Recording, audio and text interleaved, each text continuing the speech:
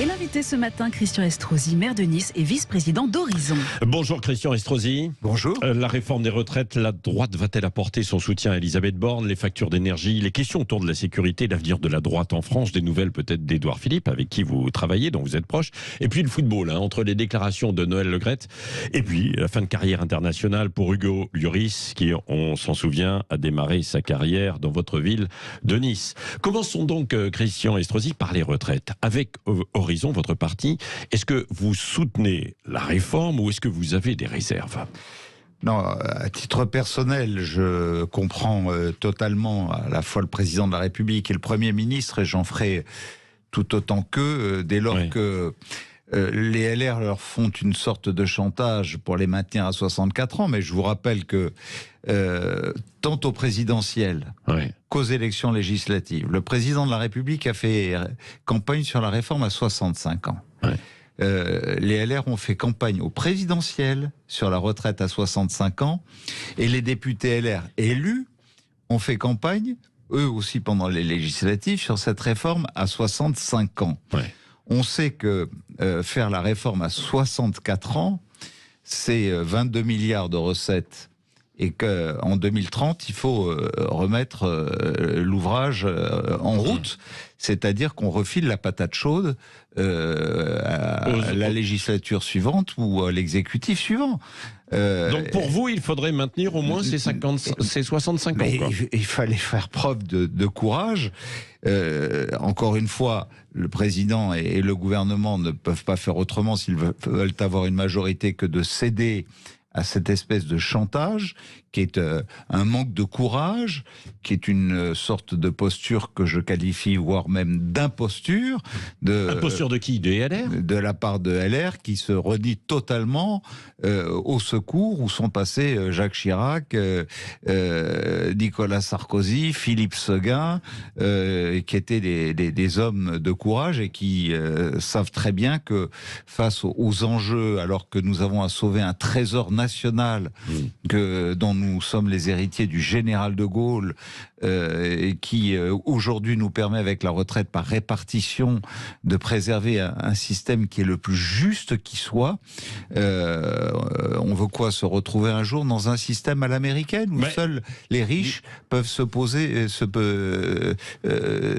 doter de moyens pour se préserver, et où les pauvres et les plus modestes doivent travailler jusqu'au bout de leur vie pour avoir la certitude d'avoir un toit sur leur tête. Christian Estrosi, quasiment une personne sur deux de plus de 55 ans n'a pas de travail aujourd'hui. Et beaucoup sont rincés quand ils arrivent à 58, 60 ans dans certains secteurs. Est-ce que pour eux, vous voulez aussi qu'ils aient la retraite à 65 ans? Mais ça n'a rien à voir. Le vrai débat... déjà, il faut du boulot, quoi. Mais non, mais le vrai débat... D'abord, du boulot, il y en a.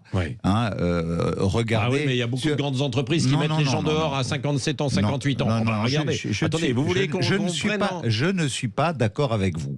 D'accord. Aujourd'hui, moi, je vois dans mon département, je vois dans ma métropole le nombre d'offres d'emploi qui ne sont pas pourvues, que ce soit dans les métiers d'ingénieur, dans les métiers de l'hôtellerie, dans les métiers de la restauration, dans les métiers de service, dans les métiers qui touchent aussi à l'encadrement sanitaire, aux aidants, aux soignants, etc. Donc je ne suis pas du tout d'accord là-dessus. On est obligé de faire appel à de la main-d'œuvre étrangère. C'est ce qu'on veut.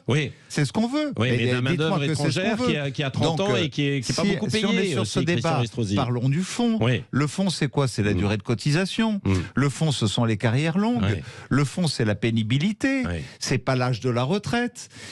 Aujourd'hui, est-ce qu'il est normal qu'on dise on fixe un âge de la retraite sans prendre en compte celui qui a commencé à 16 ans ou celui qui a commencé à 25 ans? C'est plutôt de ça dont il s'agit. Voilà pourquoi je dis qu'il faut laisser une vraie place au dialogue qui touche à l'intérêt général, au bien public, que ce soit dans le domaine syndical ou dans le débat parlementaire, et que je trouve tout à fait déraisonnable de se dire il va falloir qu'on revienne dessus dans 6 ans, dans 7 ans, parce qu'on se prive de 32 milliards d'euros de recettes à l'horizon 2035, et qu'avec 22 milliards de recettes, à 2030, il faut repartir. Christian Estrosi, alors c'est votre ancienne famille, LR, et Éric Ciotti, qui manque de courage, alors finalement. Totalement. C'est ce que que vous dites ce matin, oui. Mais je vous pose la question. Oui. Vous avez peut-être. Attendez, moi je suis journaliste, c'est vous qui vous posez les questions. Mais allez-y. Oui, mais enfin, sauf à ce que vous n'ayez pas suivi la campagne des présidentielles et des législatives, il me semble bien qu'ils se sont engagés sur 65 ans. Oui ou non? Oui, voilà. On peut changer aussi. Ah, on peut changer. Et Édouard Philippe, alors, puisque vous êtes proche, vous êtes avec lui à Horizon, lui, il était à un moment donné sur 67 ans. Non. Il avait évoqué, je m'en souviens. Non. Édouard Philippe a dit on évoquerait le débat jusqu'à 67 ans, que ça ne me dérangerait pas. Voilà, et moi non plus, ça ne me dérangerait pas. D'ailleurs, dans la famille des Républicains, je vous rappelle que François Fillon, lui-même, il y a encore quelques mois et pendant la campagne présidentielle, disait le courage, ce serait même d'aller à 67 ans. Bon, on estime aujourd'hui qu'à 65 ans, on sécurise à 2035. Donc, sécurisons déjà à 2035, ce qui fait 2 mandatures présidentielles. Et à partir de là, nous verrons quelle sera l'évolution de la démographie, nous verrons quelle sera l'évolution de l'espérance de vie, nous verrons aussi comment évoluent les nouveaux métiers, puisque nous savons qu'il y a près de 10% de métiers qui se pratiquent aujourd'hui qui vont disparaître dans les 5-6 ans qui viennent, et 10% de nouveaux métiers, notamment liés à l'environnement, au développement durable, aux nouvelles énergies, aux nouvelles technologies, à la transition qui vont apparaître et qui peuvent aussi changer la nature des choses. Donc Christian Estrosi, ce matin, vous demandez à Elisabeth Borne de maintenir 65 ans. Mais je ne demande pas à Elisabeth Borne, je dis à Elisabeth Borne que si elle ne peut pas faire autrement pour faire passer sa retraite 149.3, qu'elle a raison. Je vous ai dit, c'était mes premiers mots, que je les comprenais, que je les soutenais. D'accord ? Ce que je trouve dommage, c'est que parce que nous n'avons pas de majorité absolue, nous soyons obligés de céder à cette espèce de chantage. Oui, c'est ça. Mais est-ce que vous craignez aussi une colère sociale et de fortes grèves face à ça? Parce qu'on voit qu'il y a une forte opposition, les syndicats vont s'unir, l'opposition de gauche également est contre, et puis même majoritairement, quand il y a des sondages, les Français sont plutôt opposés à cela. Oui, les Français sont peut-être opposés, mais d'abord de manière très relative, parce que quand on regarde dans les détails, on voit bien que chacun a conscience que, notamment pour ceux qui touchent leur retraite aujourd'hui, pour leurs enfants et pour leurs petits-enfants, ils risquent de les voir ne jamais bénéficier de leur retraite si on ne fait pas preuve de courage aujourd'hui. Et ça, dans une certaine tranche de Français, ils sont majoritaires. Quant au climat social, je dis très clairement aux syndicats, pour moi qui suis un homme de dialogue, utiliser le dialogue à fond, discuter des annuités, discuter des carrières longues, discuter de la pénibilité. C'est là-dessus qu'il faut pour les petites retraites. Où je trouve d'ailleurs que le gouvernement, en proposant qu'il y ait une retraite minimum à 1 200 € fait preuve d'une certaine justice. Mais c'est pour les retraités futurs. Mais il vaut mieux faire preuve de dialogue et avoir des avancées dans ces domaines que de prendre en otage des Français où à chaque fois ce sont les plus modestes qui trinquent. Regardez, entre Noël et Jour de l'An, qui est-ce qui a trinqué? Ceux qui espéraient prendre des vacances à Noël, partir en train, partir en avion. Eh bien là aussi, je demande qu'à un moment, à force de prendre en otage toujours les plus modestes, et il y ait une loi qui soit prise pour qu'il y ait des réquisitions dans ces moments-là. Christian Estrosi, 2 questions sur l'inflation et les factures d'énergie aussi. Est-ce que vous avez le sentiment que le gouvernement se mobilise suffisamment pour le pouvoir d'achat ? Je trouve que les mesures prises par le gouvernement, sincèrement, sont de bonnes mesures et qu'il fait un effort qui peut permettre de sauver d'abord dans le domaine des PME avec un bouclier énergétique sur l'énergie. Pour les entreprises, mais aussi pour les ménages, où il limite à 15% la hausse, où il apporte une contribution de 40% pour ceux qui verraient leur facture exploser, et où en plafonnant le mégawattheure à 280 €, eh bien, le gouvernement fait preuve d'une initiative que je souhaiterais voir amplifiée d'ailleurs aux collectivités locales, parce que je vous rappelle que l'investissement... Pour un bouclier également pour les collectivités. Oui, parce que je vous rappelle que bien sûr. l'investissement public dans notre pays, à 70%, il est assumé par les collectivités.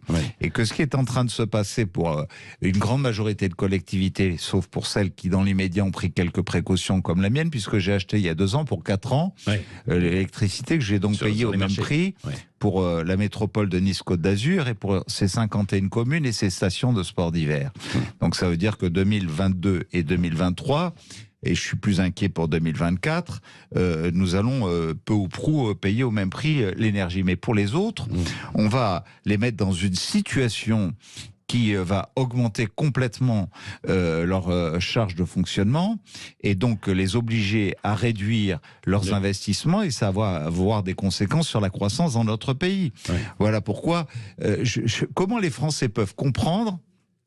Alors d'abord, pour les collectivités, je demande au gouvernement de prendre les mêmes mesures à leur égard ou de tordre les énergéticiens pour faire baisser la facture. Ce qui a été fait l'autre jour avec la réception des... Mais comment les Français peuvent comprendre que l'on produise à un coût de environ 57 à 60 euros aujourd'hui l'électricité, que nous la vendions 126 euros et que nous la rachetions à près de 296 euros.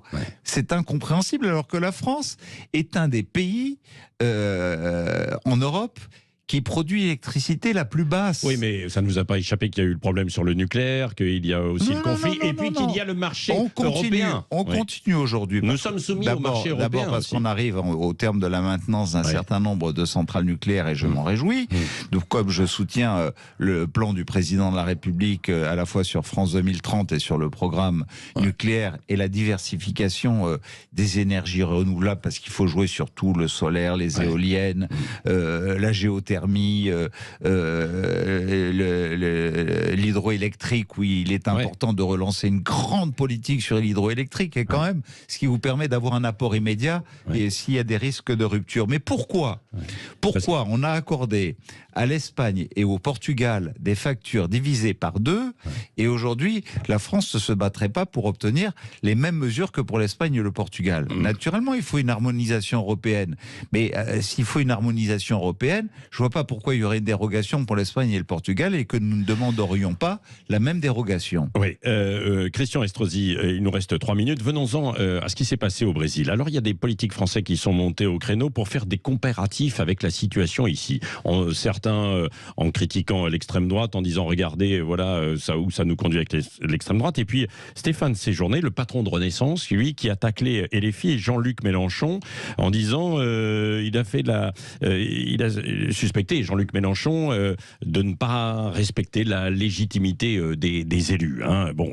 Il y a eu beaucoup de déclarations hier. Est-ce que ce n'est pas un peu exagéré de la part de Stéphane Séjourné que de comparer les putschistes brésiliens avec la France insoumise? Je partage à 300% la réaction de Stéphane Séjourné. Voilà. Le factieux, c'est monsieur Mélenchon dans cette affaire.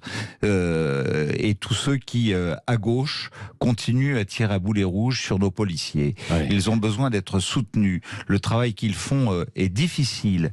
Je vois dans les cités, face au trafic de drogue, face au rodéo, face aux incivilités auxquelles nous sommes confrontés au quotidien. Aujourd'hui, nous avons une chance énorme de disposer, dans le respect de la démocratie, de mesures judiciaires et qui sont encadrées à la fois par les parquets et par les tribunaux judiciaires, d'une action de nos policiers, que ce soit les policiers nationaux, que ce soit nos gendarmes, Jean-Luc Mélenchon, que ce soit nos policiers municipaux.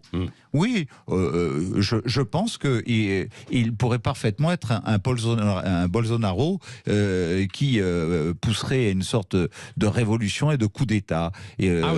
Aujourd'hui, les gens qui à gauche partagent les propos de M. Mélenchon, au fond, sont dans cet état d'esprit. Je les dénonce parce que dans cette affaire, les vrais extrémistes qui seraient prêts à bousculer notre démocratie et à remettre en cause l'équilibre des valeurs républicaines, eh bien, ce sont ceux qui sont plutôt dans le camp de M. Mélenchon. Bon, hier, nous avions Manuel Bompard qui ne disait pas évidemment la même chose, quoi. Lui, qui disait non, nous respectons la démocratie. Vous dites que non. écoutez, il le menace, quoi. Traiter les policiers de factieux, c'est quoi? Ouais. C'est quoi? Et Christian Estrosi, il nous reste une minute. Vous êtes amateur de sport et de football. Les déclarations de Noël Le Graët sur Zinedine Zidane, plus les affaires de harcèlement, quel est votre avis à vous? Est-ce que la Fédération française de football doit faire le ménage, entre guillemets, le comité exécutif? Vous me dites qu'il nous reste une minute. Ouais. Moi, j'ai pas envie de rentrer dans ces polémiques. Et voyez-vous, j'avais, avant qu'il n'annonce son départ de la scène du football international, mon ami Hugo Lloris, Hugo Lloris, le Niçois, hier sort au téléphone, qui m'appelait pour me prévenir de sa décision, parce que nous avons des liens d'amitié, parce que c'est un Niçois dont nous sommes fiers, et que c'est sans doute un des plus grands champions que la France ait connu. 145 sélections, c'est extraordinaire. C'est un très très grand. Et permettez-moi de vous dire que avec la solidité qui est la sienne, avec les défis qu'il aura encore à relever dans le foot ou dans d'autres domaines dans sa vie, ce que j'ai envie de retenir du football ce matin, c'est ce panache de mon ami Hugo Lloris. Oui. Est-ce qu'il avait du caractère, Hugo Lloris? Parce qu'on le disait plutôt calme.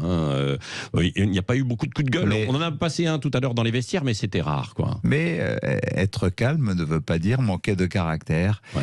C'est parce qu'il a fait à la fois son tempérament, sa lucidité, sa sérénité et sa capacité à fédérer les équipes dont il a été un grand capitaine, qui l'a permis à notre pays sans doute de briller au sommet du football international comme il l'a fait ces dernières années. Merci Christian Estrosi, le maire de Nice et vice-président d'Horizon, qui était l'invité ce matin de Sud Radio.